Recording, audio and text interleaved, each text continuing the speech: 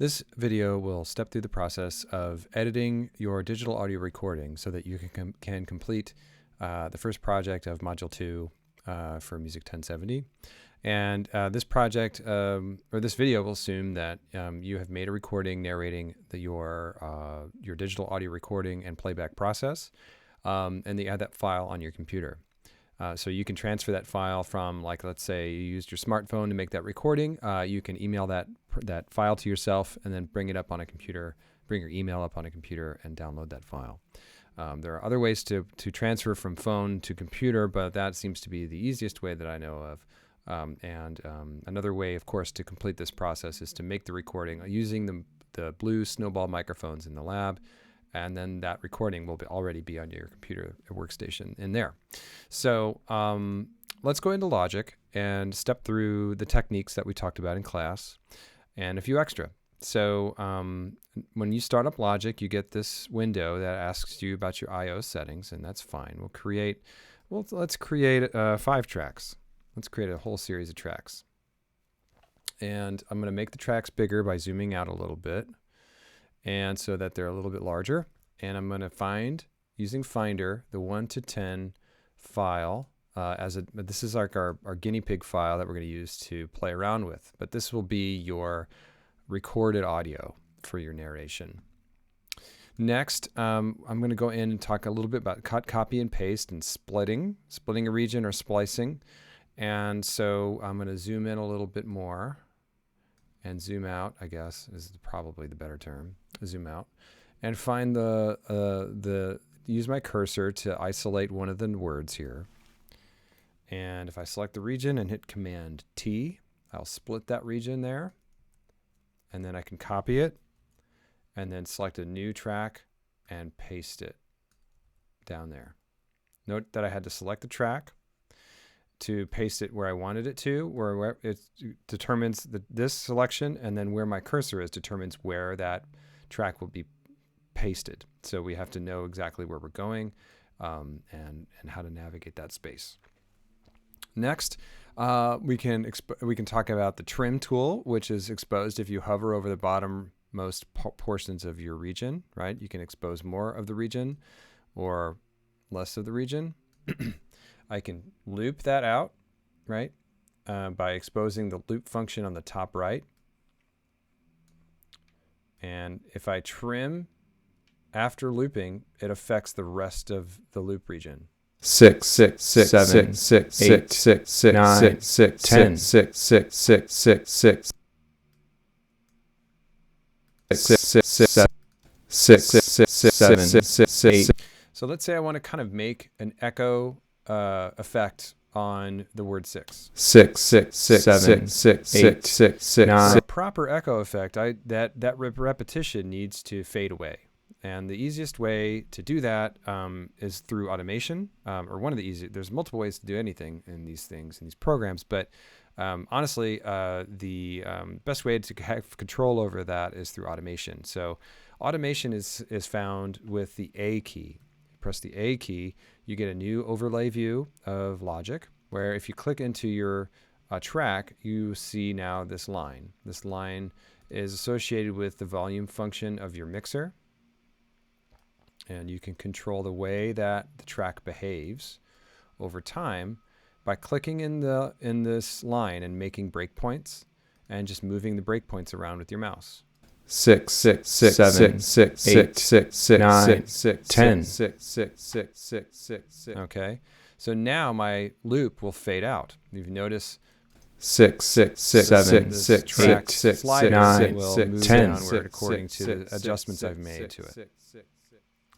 If I want to change the panning, I can go into, or any other track function, I can go down into this drop-down menu where it says volume, go to main, pan, absolute. If I click into the track, I get a new line of a different color,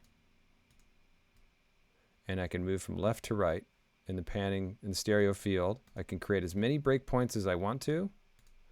If I select a different tool, if I go to the pencil tool, I can make a drawing, which will create a whole bunch of breakpoints. 6 6 6 7 6 8 6 9 6 10 6 6 6 6 6 6 6 6. right? So now I've got panning and volume changing. If I solo this, you can hear it a little bit better. You can notice that the parameters of my track are changing as well. If you then want to work with other regions, that's easy to do. You just select the A key again to toggle between that overlay view. I'm going to go ahead and trim this. Again, I used Command T to trim that. And remember that you have to have that region selected in order to trim it. So if it's not working, it's because you have not used the mouse to select the region that you want to trim. And then I'm going to go ahead and split that region off and then copy and paste it into the next track. And because this is digital audio, I can take this track, solo it, and I can transpose it without changing the time function. So if I go up here to the transpose function, it will change the way that that track sounds. So if I go down an octave, right, I can change the word 3 to be 3, an octave lower, which is kind of fun. And then I can loop that, which is now a lowered letter 3. 6. And if I look at automation and go over to panning and volume, I guess I made an adjustment here earlier, but it's already fading out for me. And if I wanted to control that fade in and out, I can have a little bit more control over that by engineering these breakpoints. Let's say I want that to pan from left to right. I'll go ahead and make those adjustments here. 3, 4. That's right to left. Sorry. Let me go the other way. 3, 4, 5, 6. Okay, and so in this way, I've created another track that is enhancing or working with the words of the narration above. I can still hear the narration above, but the stuff down here is sort of changing and being worked with in fun ways. And so that covers automation, that covers copy and pasting, and splicing audio, splitting audio, and looping.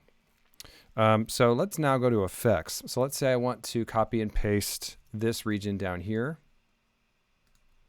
to go down to this region, this track down here. Each track has its own mixer strip over here on the left. That's found in the the information tab over here. With the I key, you can expose that. The transpose function was over here in the region tab over here, and that's open or closable with this arrow. And if I go down here, so I've lowered that. Let me go back. Actually, I'm going to go up an octave on that. And so that sounds like this. 1, 2. Okay. Sound like a chipmunk. And if I want to put that through an effect, the effects are found over here. So we get a Q in EQ by default. But if you wanted to add another one, you can click into this area over here and find all kinds of audio effects to enhance your audio. So let's say I want to put a delay onto this track. So this is a different way to create an echo effect. 1, 2, 3, 4. Right? That creates a passive way of editing your audio. That audio is being sent into this module, this plugin, this effects plugin, to create an effect. And so you can start with presets by clicking into this menu and find different presets that you want. 1, 2, 3, 4. And again, whatever's in that track will now have this effect placed upon it. So if I want to have, let's say, this letter here, I can go down here into this track. 4, 5, 6, 7, 8, 9, 10. So now we have a combination of looping and delay. I can add more effects with more tracks. So let's say I wanted to make this even more weird. I can go down here and paste this region into here, add a different effect. Let's say I want to add overdrive for some reason, And again, I can just kind of find a preset that I want to use, solo the track, listen to the result. 2. Okay. Let's do heavy drive. 2. Okay, that sounds like it's been distorted. And let's do the 2. right. And so that paired with other effects, maybe I wanted to put that through also, not just an overdrive, but let's do a filter, fuzz wah. We can kind of add all kinds of things to this. And 3. right. So so that's a way to passively sort of make your audio sound different. And so we've worked with copy and pasting, looping, adding effects. 2, 3, 4, 5. This needs to get faded out. Don't like the way that sounds. I'm going to also put that on the other side here. So to main, pan, absolute. Right, we're going to put that over here. Maybe I want to add some reverb to this as well. I'm going to go over here to reverb and select a reverb function. Again, I'm just going to pick a large room. Let's do spaces, cathedral. So it sounds like it's in a large space. 2, 3, 4. And if I go back over here, sorry. Let's do this. 3, Okay. 4. So that's been altered. Now, the last step is to print this to audio. Remember, we do that with the bounce function. From the file menu, select bounce, project or section. Select MP3, hit OK. Name your file.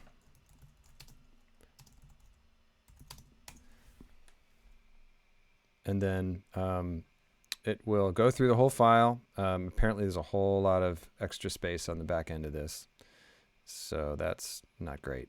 But there's a whole process to getting rid of it, which I'll show you here in a minute. That creates your file. So to get rid of all that space, you zoom all the way out. You find the end of your file. You find the bracket over there, and you drag it to the left to shorten your project size. Again, you zoom all the way out, go over here to find the bracket, and close down your project size. Command B. We're going to bounce to MP3. Bounce. I'm going to replace the one I just made because it was too long. And then you go and you find it on your desktop. 1, 2, 3, You listen 4, to 5, result and make 6, sure that it sounds 7, 8, 9, 10. And remember that this is the file that you're uploading to D2L for this assignment. If you have any questions, please be in touch.